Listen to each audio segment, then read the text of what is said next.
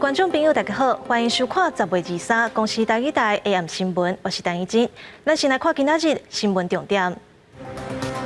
陈碧仪罢免案今仔日投票，同意罢免的有77000外票，超过罢免条件，嘛比无同意的票数多。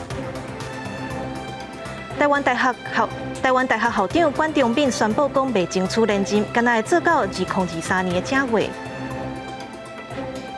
代替拿皮列车转型做拿皮加油号，今仔日正式营运。苏清昌翁仔某嘛做伙来坐头班车。新闻一开始，咱先来关心台中市第2选区台湾基进党的立委陈碧仪的罢免案，伫暗时6点左右已经完成开票。根据陈碧仪总部统计票数，无同意罢免的有72482票，同意的有77748票。目前罢免案已经超过73744票条件，不过实际票数也是要以中选会为主。今仔日台中有袂少选民出来投票，台中市选委会估算到下晡4点投票结束为止，投票率大概有52%。陈碧仪的罢免案今仔日投票，根据罢免方总部的统计，同意的票数超过73000外张的罢免条件，若比无同意的票数多，佮加出超过5000外票。罢免方的总部宣布讲，罢免案成功，因也表示即摆并毋是拿力咧相达，是展现民意，甲无适合的立委换落来。罢免成功其实不是一件值得开心的事情，其实罢免本身是一件非常悲伤的事。一个民意代表要做到多差、多烂、多不及格，导致人民要出来拿起罢免权罢免掉他，所以我才说，我觉得我们这次刚才有很多记者朋友或者是其他人会在问说有没有放鞭炮什么，其实都没有，这没什么好值得放鞭炮的。就是我们这件事情可以告诉所有的政治人物一件事情，就是说，尤其是民意代表，不要以为选上了就可以为所欲为，不要以为选上了就可以鱼肉乡亲，甚至原本的竞选承诺跳票，反过来还要人民去接受，因为你可能就是下一个陈柏惟。根据罢免方总部的统计，同意票有75000外票，已经通过罢免条件，而且同意票嘛比无同意搁较多，因宣布罢免案正式通过。罢免方发言人表示，罢免案成功是互政治进步上好的警示，若做无好，人民会当甲伊换落来。陈碧仪罢免案为下晡4点开始开票了后，双方的票数一直加较真暗。伫5点半左右，同意罢免的票数就超过73744票条件。陈碧仪头拄仔嘛到伊的总部甲选民致意。有的媒体拢讲我做爱好啊，其实我着做袂爱好的，我白写，嘿啊，你去看吼，等于写上侪迄种的吼。好，甲大家报告。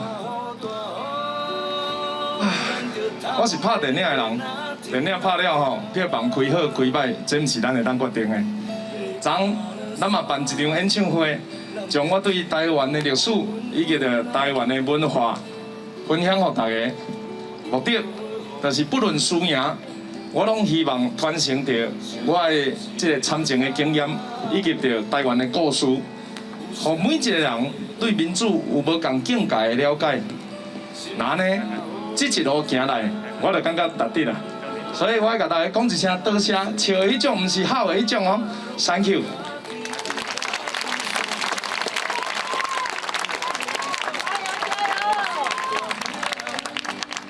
陈碧仪总部现场的支持民众，因为罢免案通过，现场的气氛是真悲伤。有袂少人因为唔愿目屎流。若罢免案的实际投票数，也是要以中选会公布为准。台湾大学伫今仔日举办校务会议，不过校长管中闢的却宣布讲未争取连任，目前任期敢若会做到2023年的正月。管中闢也讲，主要是年会关系，希望代代会当提早交接予少年辈，而且照规定爱伫任期满进前的14个月提出甘要连任，所以才选伫今仔日来宣布。我觉得台大需要更年轻的想法来带领台大往前。希望更加少年的想法，带领台大向前来迈进。台大校长管中闢在23个校部会议宣布一个大消息，讲这届任期结束了后，未再来争取续任。做满这个第一任的任期的时候，已经超过66岁。我当然也可以继续做。那我觉得台大也许更需要更早的世代交替。如果说当时没有卡管事件，你觉得是会做满2年？这我就不好说了。黄媒体问到讲，当初若不该去掉呢，是不是法度做满2年？关长面讲这无好讲。回顾关长斌的台大校长就任之路，2018年岁被遴选委员会选为新任校长了后，爆发一连串的相关的争议，风波一直拖，甚至造成3任教育部长落台。一直到2018年12月，教育部免有同意，才让关长斌在2019年1月来接任。依照规定，要在任期届满前14个月提出刑事责任。关长斌在第一校部会议中来表明，之前校长遴选的时候有引发一些争议，像是可能学生代表会认为学生的声音没有被纳入，没有被参与到，然后还有就是委员的比例上面会有一些问题。他想要推动未来大学，他希望未来大学是以学生为主体，那是不是代表说学生的意见也要更广纳？台大学生会长坦白讲，在记者知影消息难免惊一个，希望未来遴选甲校务发展拢会再加入更加多学生的意见。教育部是回应，依照大学法规，台大应该在明年3月进行组成遴选委员会，执行新任的校长遴选的代志。记者综合报道。来关心国内疫情，今仔日有7个境外无本土病例甲死亡个案，指挥中心也宣布讲，伫室内甲户外办桌唔免人为坐。另外，外界烦恼讲，国内要开放 AZ 男子 BNT， 敢会造成 AZ 第2档无人要注。但市长表示 ，AZ 的注射率其实甲正常差不多，而且 AZ 昨的注射率是3个牌子内底上悬的。国内新冠疫情稳定控制，23无新增加本土确诊，也无新增加死亡的个案。不过有7位境外移入。另外，指挥中心也宣布上新的餐饮指引，室内室外办桌流水席无需要梅花座，也有计1位。婚礼宴客时总面积有较大，也是超过80人。是基本上一个容留的空间里面就是2.25平方公尺来计算总人数。那现在也没有梅花座那也没有这个隔板的限制。那不过当然是尽量不要太拥挤。没有在吃东西的时候，还是把口罩尽量把它戴起来。另外，年底办马艺大艺这要交外，也引发各界关心，指挥中心是不是对大型企业的马艺的人数来进行另外管制？对此，但是中讲马艺甲宴席的规定是同款的。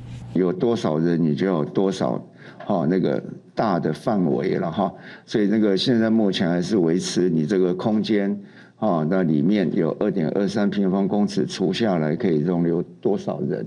根据指挥中心上新的统计，离新冠疫苗注射是42万1000剂，疫苗注射人口注射率66.39%，接触人口第2剂疫苗注射率也来到26.3%。不过，这阵团是台北市有民众想要放弃第12轮已经有用 AZ， 想要改做第13轮无共抢牌疫苗。对此，但是中讲 AZ 的注射率无大家所想的遐尼低。大致上，它跟以往是一样，它大概以昨天报出来的量，预约量7万1，实际接种量63527，接种率大概89.3%。那以往我们在这第一时间报上来，大概也都是90%。就伫中央宣布要开放 AZ 做完了后，第2剂再做 BNT 了后，台北市长郭文铁讲，安尼唔知要来变什么人。对此，但市长回应，只是甲用做着代志向各界来宣布，所以希望莫有这款的感觉，这个部分是相当有春秋的空间。记者综合报道。国内当咧拼注疫苗，不过注射后的不良事件也真多。高雄有一个20岁男性注完 BNT 了后，有心肌炎的症头，带入加护病房。台中今仔日也有一个89岁男性注完第2档 AZ 了后，通报死亡，死因跟食食甲疫苗有牵连，要加调查。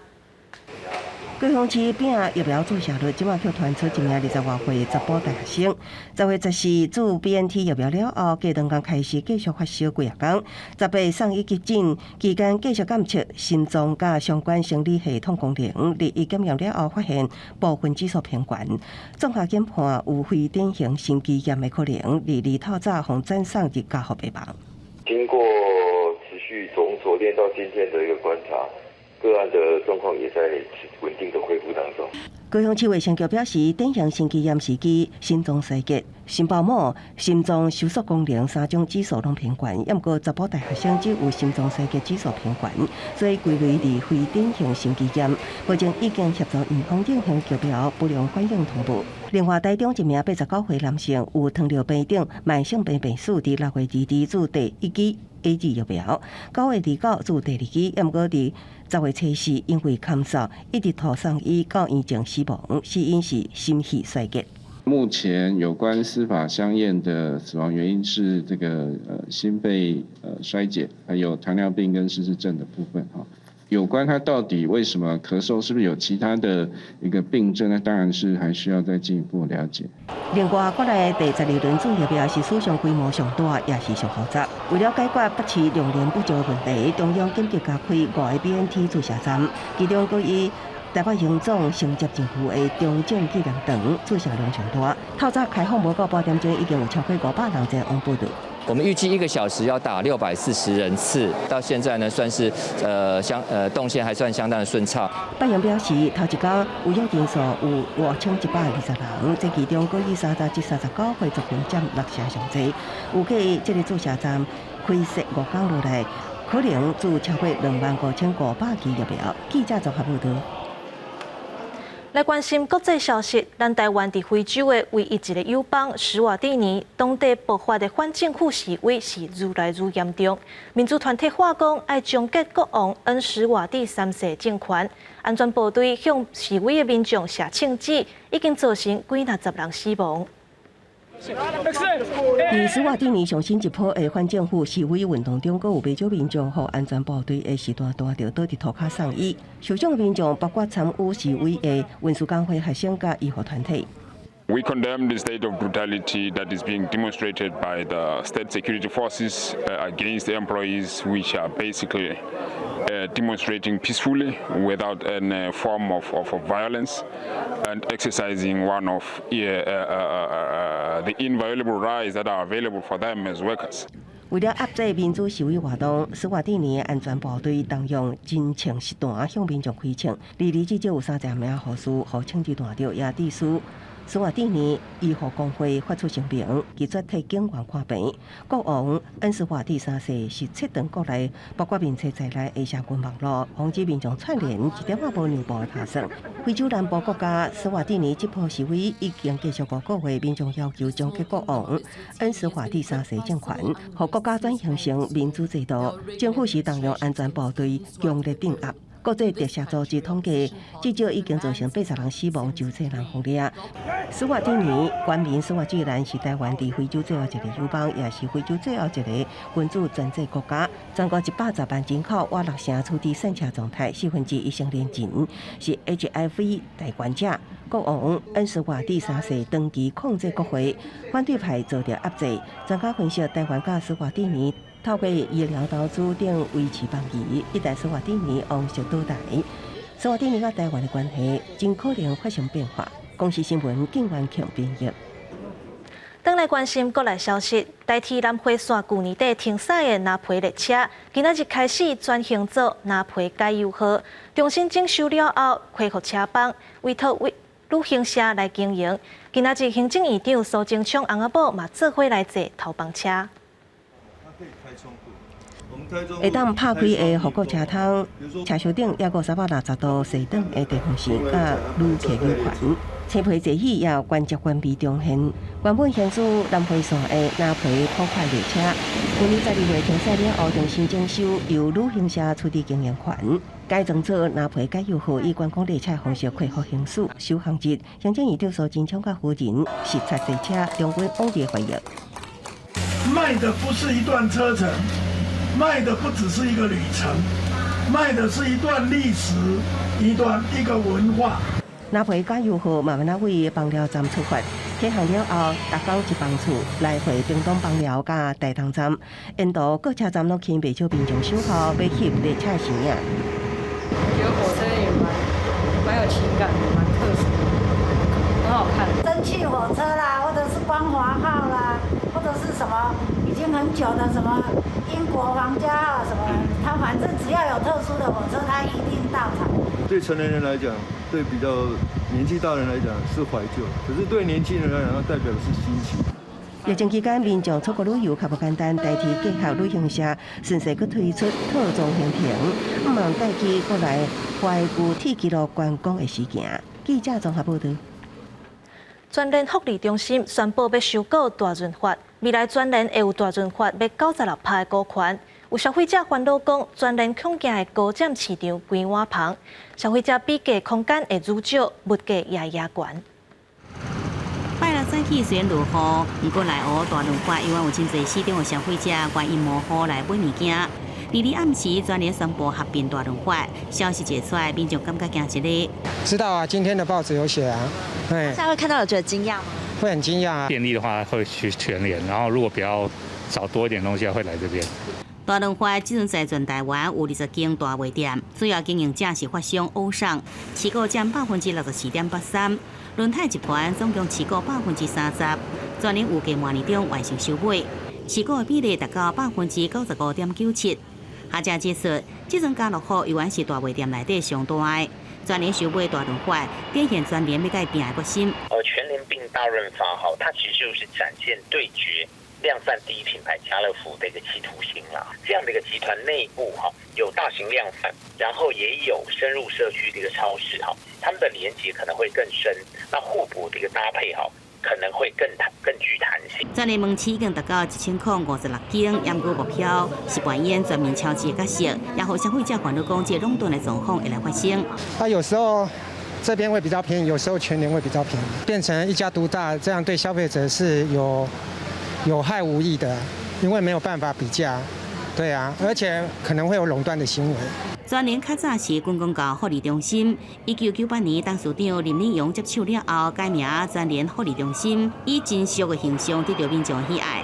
2015年收买双清超市，时阵搁再收买大润发，有民众是真懊恼，唔惊烦恼讲一间独大对消费者来讲是未必然有利。记者综合报道。屏东万丹查到一间铁厝，无经过许可，就为中国进口汉药药材来加工，落尾透过共家族设伫高雄的生技公司卖予全台湾50间汉药店，无牌制造药啊，搁做买卖，实在是违反药事法，上济会当判10档，罚1亿。铁皮工厂外面放着真侪帐篷，假日可会当看到有员工伫内面行来行去。这间伫屏东万东的工厂，因为严重氰出 OM 被检举，检调会同卫生单位进一步追查，认定是一间地下制药工厂。暗时啊是什么货？无时啊，是安怎我嘛无啥知影呢。无照的工厂内面生产设备简单，卫生条件嘛无好，卫生局查扣无经过许可加工制造70箱中药含生产设备。根据调查，中药材来自中国，业者直接伫铁皮工厂内面加工包装，佮透过共家族设伫高雄的生技公司出货，疑似非法制药超过30年。未领有制造业药商许可执照，疑似制作伪药，疑涉嫌违反药事法第82条及83条刑责规定，依法可处10年以下有期徒刑，得并科新台币1亿元以下罚金。生技公司蔡姓负责人出面解说，表示公司领有药商贩卖执照，万丹工厂只是成果执行杀菌包装的作业，会进行申诉。规件来，你袂当讲药房家己卖一件啦，买是1斤、2斤、3斤，画物件，爱甲杀菌甲找者。调查人员初步清查，已经卖予全国50间的中药房，怀疑不法所得未少，以违反药事法上班，继续追查中药卖去倒位。记者李小兰、陈hen坤屏东报道。但毕业罢免案通过，投票率也创新高纪录。学者分析讲，是因为即摆地方的派系动员的关系，这结果也牵涉年底的公投。国民党即马士气野悬，有机会派眼宽刑，甲台中的选票抢倒转。若民进党面对压力，除了要思考年底公投要安怎，补选的人选更加是大考验。单批为罢免案通过，正最头就位被罢免成功的立法委员，拍破过去7摆为罢免案拢失败记录。即摆投票率创下新高，甚至超越韩国如罢免案，显示双方拢全力来动员。不过台中的地方派系组织能力也是较赢一点嘛。对国民党而言，尤其是对像是这个严家他们的基层动员，还是非常非常的强的。罢免的团体方面的这个所谓的这个议题的制造，然后呢，利用这个所谓的提出很多他过去的一些这个不好的一些事实的话，也扮演了一定的一个这个角色。学者王家利分析，国民党即摆支持罢免案成功，互气势来抢权，煞来补选，民进党要安怎来抢下一席？尤其关键是年底4大公投案，会增加袂少这个压力。这是一场在地乡亲的胜利，台湾民主的胜利。所谓抗中保台式的这样口号式的罢免选战，可以不要再如此了吧？台中第二选区补选，国民党柯邦由颜宽恒来出战。伊当初以无到3%的差距输予陈柏惟，这摆线内要重新搁再拼。伫当初民进党让予陈柏惟2摆参选立委的民进党市议员，但谢凯拢失败。安怎推出新人选爱讨论？如果一个小党的立法委员进来，可以做哪些事情？先甲大家讲好听看卖啦。当初陈柏惟因为寒流离去，讲要在立法院展现小党的风范，即阵伊罢免而落台。根据规定，被罢免人对公告之日开始解除职务，3个月内要完成补选投票。记者综合报道。台北的台湾文学基地今年3月嘛开始做 podcast， 请过去到当的驻村作家来甲大家空中相会。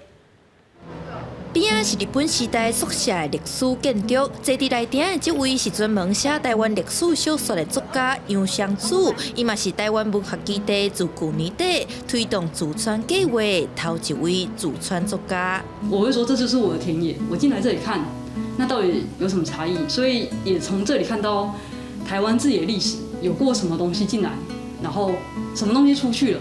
进前是这栋私写的台文基地，有恬静的空间，提供作家文学创作的场所，互因甲感受转换做文字。今年基地对着时行，开设 podcast， 请驻村作家伫线顶分享家己的册甲生活。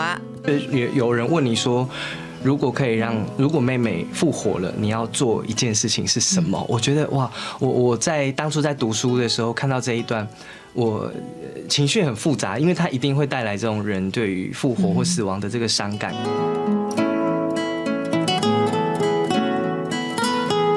可能主持人会想要请我聊他，因为这是我的第一本散文集，那它叫做《我家住在张日新隔壁》。阮家住伫周立兴隔壁，是伊伫湘西小妹过身了后，甲细汉共同生活的记忆等等写出来散文，用文学转做生命的延续。读过的人可能搁听到作者出来讲，会真有感觉。让专业读者们知道有什么东西你还不知道，这个也是一个很好的做法，就是更深入的。同款参加过 podcast 节目的台记诗人陈寅嘛认为 podcast 对推广文学可能会有帮助。卖少年呢，就是算会对时行嘛，即摆你也无接触。继续安尼甲对落去吼，我就是讲，咱台语文一部分有定伫迄少年朋友一个展出，可能较歹推送，所以就利用流行的物件，迄嘛是一种管道。有讨论了一个新的企划，是我们会针对每一个作家，然后专门提供给他们一个不一样的企划。这几个少年人就是台文基地台的主要发想者。因讲因为疫情，实体活动减少，才受讲用线顶的节目安排驻村作家来开讲。自今年3月运作到大，已经10挂集，一集30分钟。主持人邀请作家谈论一本册，那亲像空中的见面会。我们非常强调的跨界的结合，因为我们过去文学都是在纸本上的阅读，但是 podcast 它是聆听，然后这个听觉它其实是会帮助你在阅读之外带来另外一种感官的体验。艺岛的文字随讲就加了几分啊活泼，虽然杨湘子嘛认为 podcast 即马选择较济，基地相关的题材可能较好开发新听众，但是至少会当甲本地就有关注的人念搁较调。不管什么媒介，拢有伊的好歹，文学定定是融入生活，当然嘛袂当甲即场用耳孔听的声音封调相相信。记者陈雅文、李学凯台北采访报道。来看明仔载各地头的温度，北部地区18度到23度，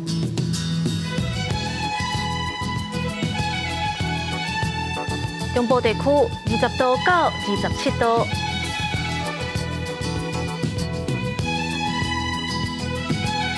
南部地区22度到30度。东部地区19度到27度，外岛地区17度到26度，接落来7点半，请继续收看《青春咱的梦》，来看一阵昆凌的自由车选手为音乐老师转行，摕到全运会铜牌奋斗的过程。感谢你收看今仔日的 AM 新闻，明仔载同一个时间，咱再会。